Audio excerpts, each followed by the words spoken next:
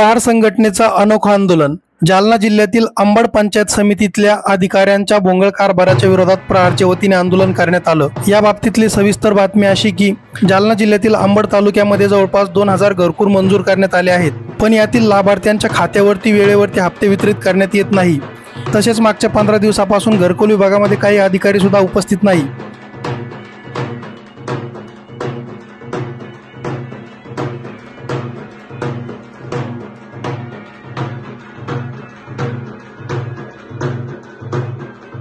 आणि त्यामुळे आज प्रहारच्या वतीने आंदोलन करण्यात आलं। यावेळेस प्रहार संघटनेचे प्रदीप शिंदे, लखन शिंदे, अमोल खेकडे, महेश काकडे, नासर पटेल, दत्ता मुळे उपस्थित होते।